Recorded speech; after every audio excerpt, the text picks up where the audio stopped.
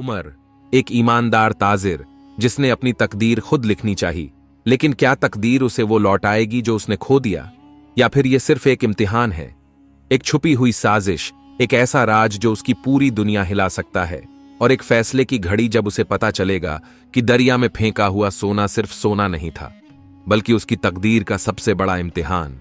क्या उमर इस राज से बच पाएगा या उसकी पूरी जिंदगी तबाह हो जाएगी?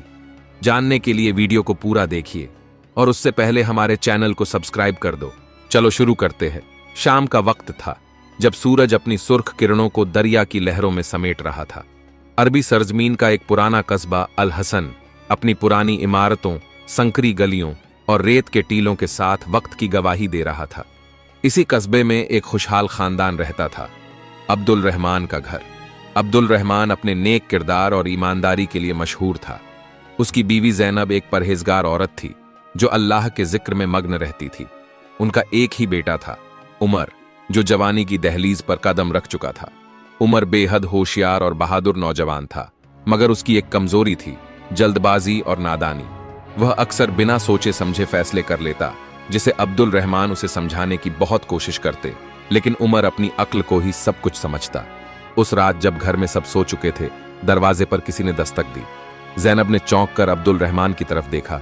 कौन हो सकता है इस वक्त? अब्दुल रहमान ने धीरे से दरवाजा खोला तो देखा एक गरीब आदमी कांपता हुआ खड़ा था। चेहरे पर थकान और आंखों में बेबसी साफ झलक रही थी। भाई, मैं बहुत परेशान हूं। मेरे बच्चे भूख से बिलबिला रहे हैं। अल्लाह के वास्ते कुछ मदद कर दीजिए। अब्दुल रहमान के पास ज्यादा कुछ नहीं था, मगर जो था वह उस गरीब के हाथ में रख दिया। वह आदमी शुक्रिया कहकर चला गया। उमर यह सब देख रहा था। उसे अपने वालिद की यह आदत पसंद नहीं थी।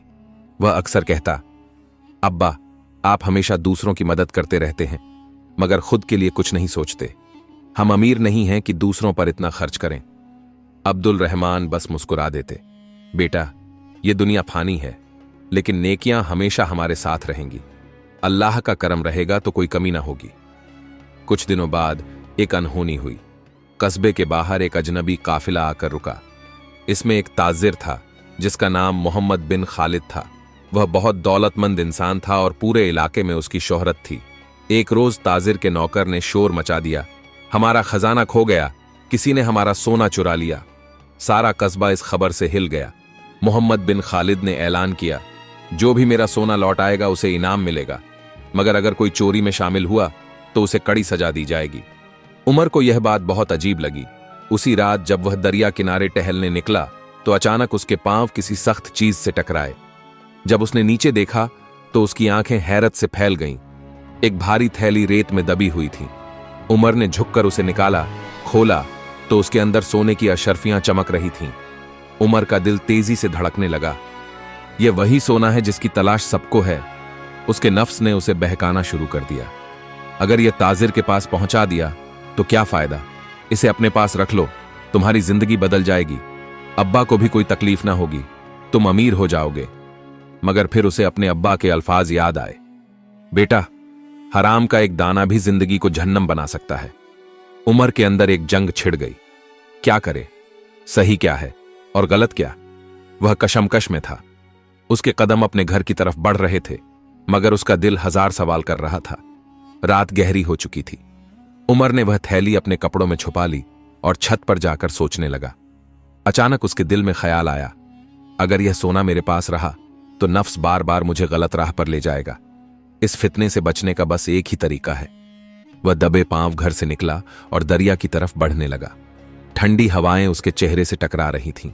दरिया के किनारे खड़े होकर उसने सोने की थैली को देखा। उसकी चमक उसके अंदर एक आग जला रही थी, मगर फिर उसे अल्लाह का खौफ महसूस हुआ। या अल्लाह, ये दुनिया की चीजें मेरे लिए इम्तिहान हैं, मुझे इस इम्तिहान में कामयाब कर। यह कहकर उमर ने वह थैली दरिया में फेंक दी। सोने की अशर्फियां पानी में डूबने लगीं, जैसे उसके नफ्स की बुराइयां भी डूब रही हों। मगर उसे यह नहीं पता था कि यह फैसला उसकी जिंदगी को हमेशा के लिए बदल देगा। दरिया की लहरें जैसे उमर के दिल की बेचैनी को गवाही दे रही थीं। उसने जो कुछ किया था वह आसान नहीं था। उसकी नफ्स ने उसे बार बार उकसाया था, लेकिन उसने अल्लाह के खौफ को अपने ऊपर हावी रहने दिया। मगर अब उसके दिल में एक अजीब सा खौफ था। क्या उसने सही किया? क्या यह सोना ताजिर का ही था? अगर नहीं, तो क्या किसी और गरीब का हक मार दिया? उमर ने ठंडी सांस ली और घर लौट आया। मगर किस्मत के लिखे से कौन बच सकता था? आने वाले दिनों में वह जिस मुश्किल में फंसने वाला था, उसका अंदाजा भी उसे नहीं था। सुबह का सूरज निकला तो कस्बे में हंगामा बरपा था। ताजिर मोहम्मद बिन खालिद के आदमियों ने पूरे इलाके में ऐलान कर दिया था कि जिसने भी चोरी की उसे सख्त सजा दी जाएगी। मस्जिद के बाहर, बाजार के नुक्कड़ पर, हर गली और चौक पर यही चर्चा थी। लोगों के चेहरे पर खौफ था। बुजुर्ग फातिमा बीबी ने अपने पड़ोसी से कहा, कभी हमारे कस्बे में ऐसा नहीं हुआ था, अल्लाह खैर करे। उधर उमर अपने घर में बैठा था, लेकिन उसका जहन बेचैन था। वह सोच रहा था कि अगर उसने वह सोना ताजिर को लौटा दिया होता तो शायद यह हलचल न मचती। मगर फिर दिल कहता, नहीं, यह सोना हराम था। उस रात जब अब्दुल रहमान घर लौटे तो उनके चेहरे पर थकावट थी। जैनब ने तशवीश से पूछा, खैरियत है? आप इतने परेशान क्यों लग रहे हैं? अब्दुल रहमान ने लंबी सांस ली और बोले, आज कस्बे में बहुत बेचैनी थी। ताजिर के आदमियों ने हर जगह तलाशी ली, लोगों से सख्त सवाल किए, मुझे भी बुलाया गया था। जैनब का दिल धड़क उठा। क्या उन्होंने आपसे कुछ पूछा? हां, उन्होंने पूछा कि हमारे घर में कोई नई चीज तो नहीं आई, कोई सोने की अशरफियां तो नहीं मिली। मैंने अल्लाह को हाजिर नाजिर जानकर कह दिया कि हम पर कोई हराम चीज नहीं आई। उमर यह सुनकर कांप गया। उसका दिल तेजी से धड़कने लगा। उसने अपनी मां की तरफ देखा, लेकिन उसने कुछ नहीं कहा। उसके होंठ जैसे सीले हुए थे। कस्बे में ताजिर के आदमियों ने सख्ती और बढ़ा दी थी। और फिर एक दिन एक अनहोनी हो गई। उमर अपने दोस्त अली के साथ बाजार में खड़ा था कि अचानक कुछ सवार घोड़ों पर आए और अली को पकड़ लिया। उमर चीख पड़ा, अली को क्यों पकड़ रहे हो? उसने क्या किया? एक आदमी गुर्राया, कस्बे का हर नौजवान शक के दायरे में है। हम तब तक नहीं रुकेंगे जब तक चोर नहीं मिलता। अली की मां बिलख उठी, मेरा बेटा बेगुनाह है, अल्लाह का खौफ करो। मगर ताजिर के आदमियों को रहम नहीं आया। वे अली को घसीटते हुए ले गए। उमर की आंखों में आंसू आ गए। उसके दिल में तूफान उठ रहा था। उसे लगा जैसे उसके गले में कोई फंदा कस गया हो। उमर घर लौटा, लेकिन उसका दिल बैठा जा रहा था। उसके सामने दो रास्ते थे, या तो वह खामोश बैठा रहता या फिर कुछ करता। वह अपने अब्बा के पास गया और बोला, अब्बा, हमें कुछ करना होगा, अली बेगुनाह है। अब्दुल रहमान ने उसके सर पर हाथ रखा, बेटा, हम बेगुनाह को छुड़ाने की कोशिश करेंगे, लेकिन हराम से बचने की भी कोशिश करनी होगी। उमर के दिल में यह सुनकर एक और हलचल मच गई। क्या उसे अपनी हकीकत बयां कर देनी चाहिए? क्या उसे कहना चाहिए कि उसने सोना पाया था? मगर फिर ख्याल आया, अगर उसने सच बता दिया तो उसके घर वालों का क्या होगा? उसकी मां पर क्या बीतेगी? रात के अंधेरे में जब पूरा कस्बा सो रहा था, उमर छत पर बैठा अपनी उलझनों में गुम था। तभी उसे गली से किसी की फुसफुसाहट सुनाई दी। उसने नीचे झांका तो दो आदमी आपस में बात कर रहे थे। तू यकीन कर, वो सोना हमने ही छुपाया था। ताजिर को शक भी नहीं होगा कि उसके अपने ही आदमियों ने चोरी की है। उमर की आंखें हैरत से फैल गईं। उसने अपने कानों पर यकीन नहीं किया। हां, और अब हम उसी सोने को वापस लेकर ताजिर के पास जाएंगे और उसे दिखाएंगे कि हमने चोर को पकड़ लिया। दूसरा आदमी हंस पड़ा। उमर को जैसे कोई बिजली का झटका लगा। उसके हाथ कांपने लगे। तो यह सारा मामला एक साजिश थी। उमर ने तुरंत अपने अब्बा को जगाया। उसने सब कुछ बता दिया। अब्दुल रहमान का चेहरा गुस्से से लाल हो गया। बेटा, हमें यह बात ताजिर को बतानी होगी। सुबह होते ही अब्दुल रहमान और उमर मस्जिद के पास गए, जहां ताजिर मौजूद था। उन्होंने उसे सारी बात बताई। ताजिर के चेहरे पर गुस्से और हैरत का मिला जुला असर था। अगर यह सच है तो मेरे आदमियों ने गद्दारी की है।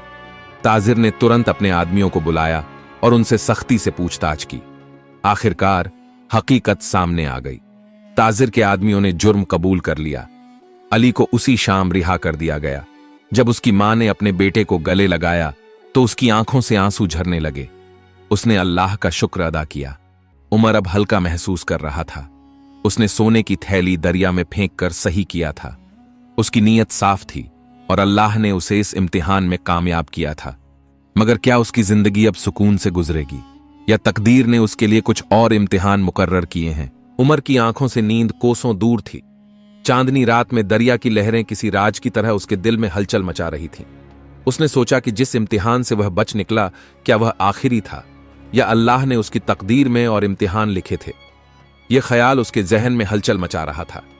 अली की रिहाई के बाद उमर ने महसूस किया कि कस्बे में उसकी इज्जत बढ़ गई थी। लोग उसे एक नेक और बहादुर नौजवान के तौर पर देखने लगे। अब्दुल रहमान भी अपने बेटे पर फख्र महसूस कर रहे थे, मगर उमर के दिल में अब भी एक अजीब सी बेचैनी थी। वह कुछ बड़ा करना चाहता था, कुछ ऐसा जो उसे इस फानी दुनिया में एक मकाम दिला सके। एक दिन उसने अपने अब्बा से कहा, अब्बा, मैं तिजारत करना चाहता हूं। मैं चाहता हूं कि हमारी हालत बेहतर हो, हम भी अपने हालात सुधार सकें। अब्दुल रहमान ने उसे देखा और मुस्कुराए। बेटा, तिजारत में बरकत तभी होती है जब उसमें ईमानदारी और हलाल रिस्क हो। तुम्हारा इरादा नेक है, अल्लाह तुम्हारी मदद करेगा।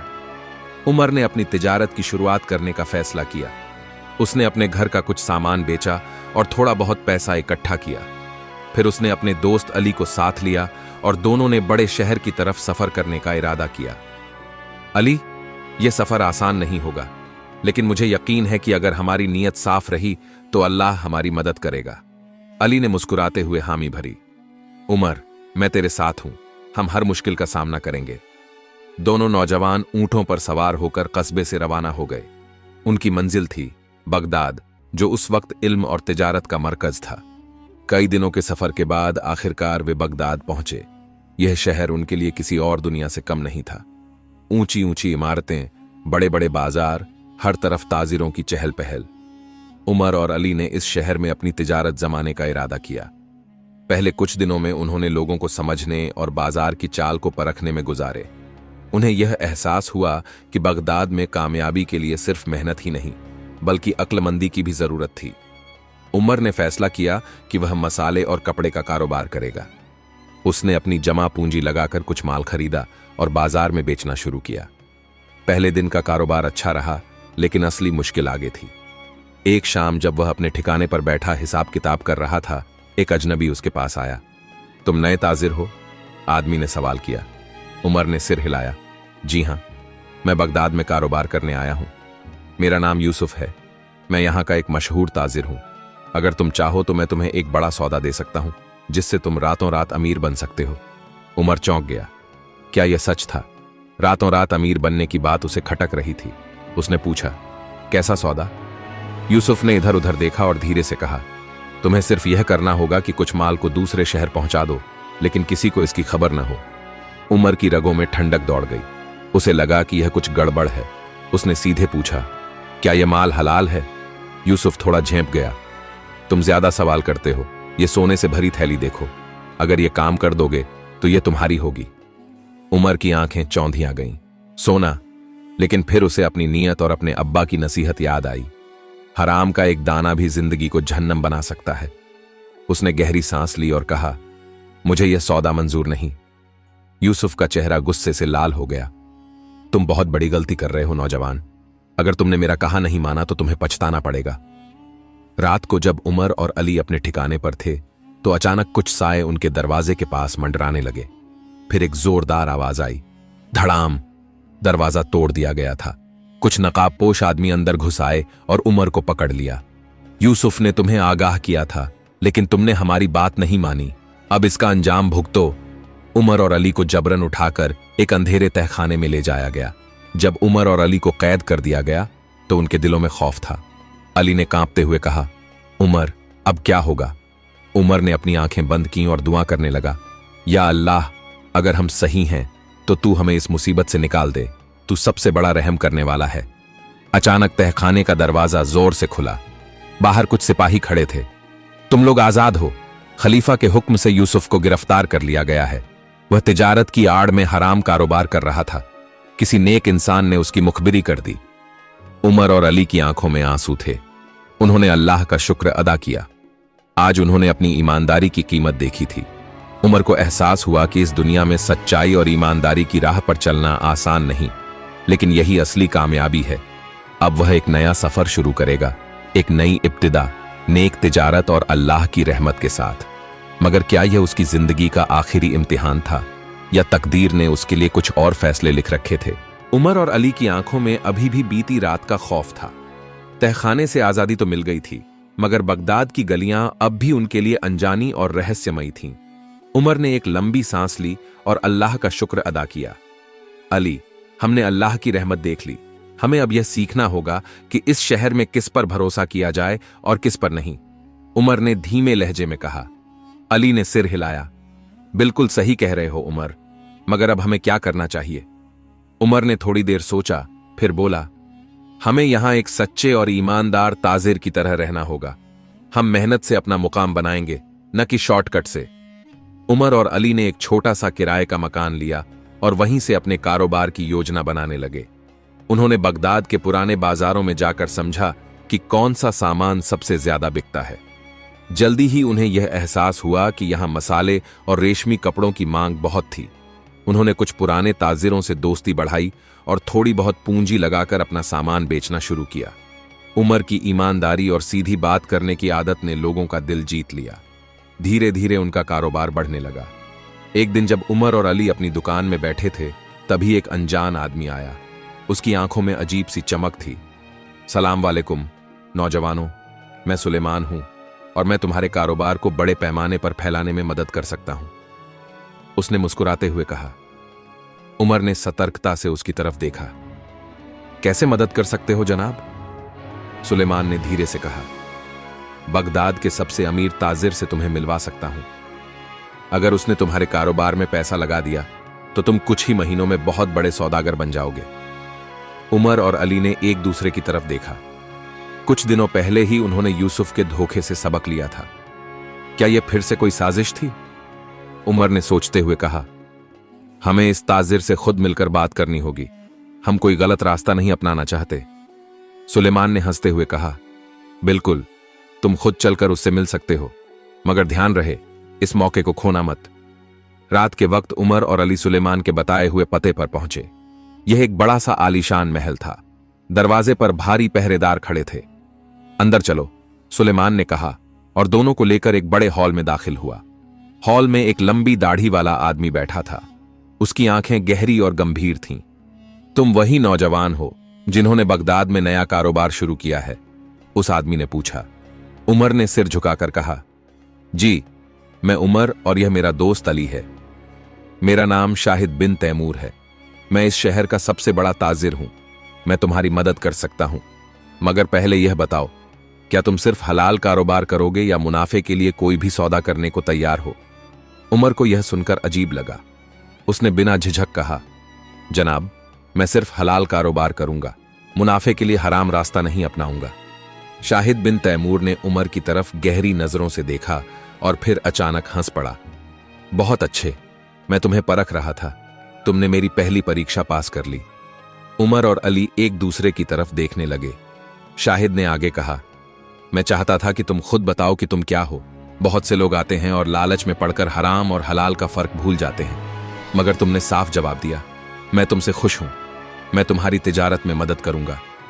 शाहिद बिन तैमूर ने उमर को अपना एक गोदाम दिया, जहां से वह मसाले और कपड़े बेच सकता था। धीरे धीरे उमर और अली की मेहनत रंग लाने लगी।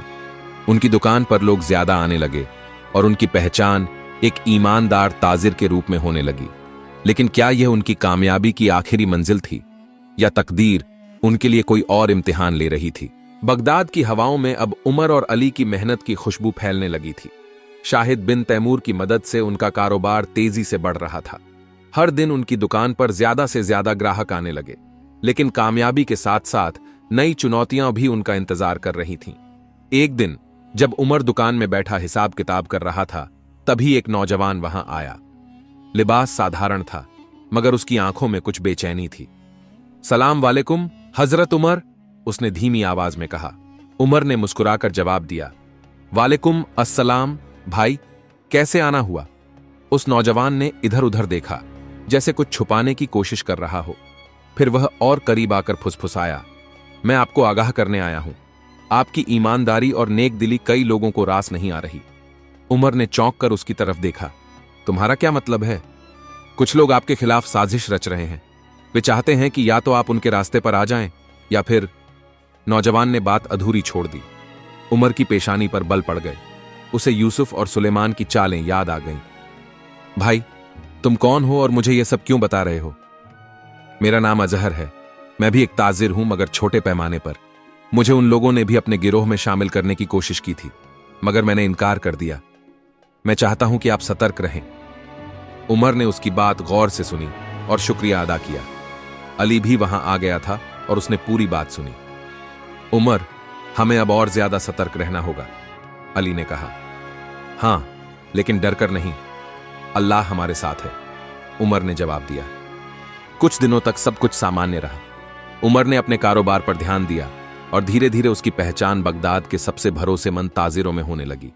लेकिन उसे एहसास हो गया था कि कहीं कोई छुपकर उसके खिलाफ चालें बुन रहा है। फिर एक दिन एक अजीब वाकया हुआ। रात के अंधेरे में जब उमर अपने ठिकाने पर आराम कर रहा था, तभी बाहर से घोड़ों की आवाज सुनाई दी। वह तेजी से उठा और खिड़की से झांका। कुछ नकाबपोश लोग उसकी दुकान के सामने खड़े थे। शायद यह वही लोग हैं जिनकी बात अजहर कर रहा था, उमर ने खुद से कहा। अली भी जाग गया था। उमर, हमें कुछ करना होगा। उमर ने जल्दी से अपने खंजर को संभाला और दरवाजे के पास जाकर खड़ा हो गया। अचानक दुकान के बाहर धमाका हुआ। कुछ लोग अंदर घुसने की कोशिश कर रहे थे। उमर और अली ने हिम्मत से दरवाजा रोके रखा, मगर हमलावरों की ताकत ज्यादा थी। तभी अचानक कुछ लोगों की आवाजें सुनाई दीं। रुक जाओ, कौन हो तुम लोग? ये शाहिद बिन तैमूर के आदमी थे। उन्होंने हमलावरों को देख लिया और उनके पीछे भागे। हमलावर जल्दी से भाग खड़े हुए। उमर और अली ने राहत की सांस ली। यह सब क्या हो रहा है उमर? शाहिद खुद वहां आ पहुंचा था। उमर ने पूरी कहानी सुनाई। शाहिद गहरी सोच में पड़ गया। यह तुम्हारे खिलाफ एक बड़ी साजिश है। मैं इसे यूं ही नहीं छोड़ सकता। मैं खलीफा के पास जाऊंगा और इस मामले को उठाऊंगा। अगले ही दिन शाहिद बिन तैमूर उमर और अली को लेकर खलीफा के महल में गया। वहां बगदाद के सबसे बड़े ताजिर और शासक मौजूद थे। खलीफा ने गौर से पूरी बात सुनी और कहा, जो भी इस साजिश में शामिल है उसे सजा दी जाएगी। ईमानदारी को कुचलने की इजाजत इस शहर में किसी को नहीं दी जाएगी। कुछ ही दिनों में हमलावरों को पकड़ लिया गया। उनमें यूसुफ और सुलेमान के साथी शामिल थे। ये वही लोग थे जिन्होंने पहले भी उमर को बरगलाने की कोशिश की थी। खलीफा ने उमर को बुलाया और कहा, ऐ नौजवान, तुमने सच्चाई और ईमानदारी की राह चुनी। अल्लाह तुम्हें बरकत देगा। तुम्हारी दुकान अब और भी मशहूर होगी। कुछ ही महीनों में उमर की दुकान बगदाद की सबसे भरोसेमंद दुकानों में से एक बन गई। शाहिद बिन तैमूर ने उसे और भी बड़ी जगह दिलाने में मदद की। अली भी अब एक होशियार ताजिर बन चुका था। उमर ने एक दिन दरिया के किनारे खड़े होकर सोचा, जिस सोने को मैं समझता था कि दरिया में फेंक दिया गया, वह असल में अल्लाह की रहमत थी। इस सफर में मैंने हर मोड़ पर अल्लाह की मदद देखी। अली ने उसकी तरफ देखा और मुस्कुराया। उमर, अब क्या इरादा है?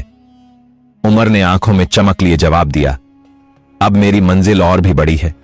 मैं इस नेक तिजारत को पूरी दुनिया तक पहुंचाऊंगा और हर हाल में सच्चाई और ईमानदारी की राह पर चलूंगा। बगदाद की गलियों में उमर का नाम अब एक सच्चे और ईमानदार ताजिर के तौर पर लिया जाने लगा था।